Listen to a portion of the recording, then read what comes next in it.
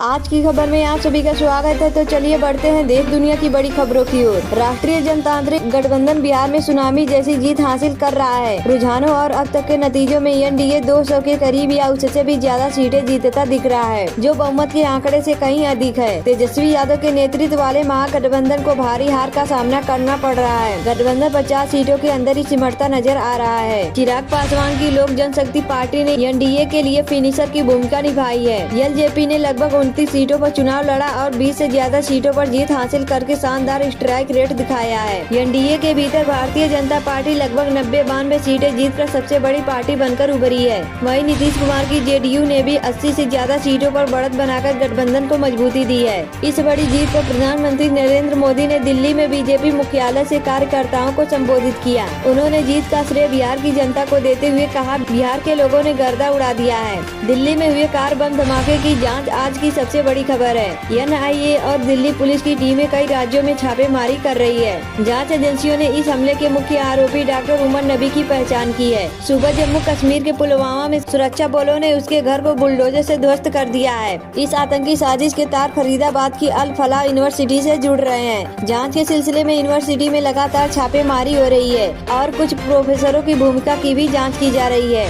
दिल्ली में आतंकी हमले की जांच के साथ साथ प्रदूषण भी एक बड़ी खबर है। दिल्ली का AQI 400 के पार गंभीर श्रेणी में बना हुआ है। धमाके के बाद दिल्ली के सभी प्रमुख बाजारों, मेट्रो स्टेशनों और एयरपोर्ट पर सुरक्षा बेहद कड़ी कर दी गई है। चांदनी चौक जैसे बाजारों में इसका असर दिख रहा है। दिल्ली प्रदूषण पर सुप्रीम कोर्ट की सख्त टिप्पणी। सुप्रीम कोर्ट ने दिल्ली NCR में गंभीर वायु प्रदूषण पर गहरी चिंता व्यक्त की है। जस्टिस PS नरसिम्हा की बेंच ने कहा है कि प्रदूषण स्वास्थ्य को अस्थायी नुकसान पहुँचा सकता है और ऐसी स्थिति में मास्क भी पर्याप्त सुरक्षा नहीं दे सकते हैं। कोर्ट ने वरिष्ठ वकीलों को सलाह दी है कि वे शारीरिक रूप से अदालत आने के बजाय वीडियो कॉन्फ्रेंसिंग के माध्यम से सुनवाई में शामिल हों। सहारा से भी मामला सुप्रीम कोर्ट ने सहारा समूह के कर्मचारियों द्वारा दायर की गई याचिकाओं को सुनवाई के लिए सूचीबद्ध कर दिया है, जिसमें उन्होंने अपने लंबित वेतन के भुगतान की मांग की है। इस मामले की सुनवाई 17 नवम्बर को होगी। इसी के साथ सहारा समूह की एक कंपनी द्वारा अपनी संपत्ति अदाड़ी प्रॉपर्टी को बेचने की अनुमति मांगने वाली याचिका पर सुनवाई भी होगी। बिहार विधानसभा चुनाव 2025 की मतगणना में एनडीए ने 200 से अधिक सीटें जीतकर प्रचंड बहुमत हासिल किया है। बीजेपी 90 सीटों के साथ सबसे बड़ी प्रॉपर्टी बनकर उभरी है, जबकि जेडीयू को 80 सीटें मिली हैं। इस ऐतिहासिक जीत पर प्रधानमंत्री मोदी ने कहा है, दिल्ली ब्लास्ट में आतंकी डॉक्टर उमर की DNA से हुई है पहचान। दिल्ली के लाल किला ब्लास्ट मामले में बड़ा खुलासा हुआ है। DNA टेस्ट से पुष्टि हुई है कि कार में मिला शव मुख्य आतंकी डॉक्टर उमर नबी का ही था, जो धमाके में मारा गया है।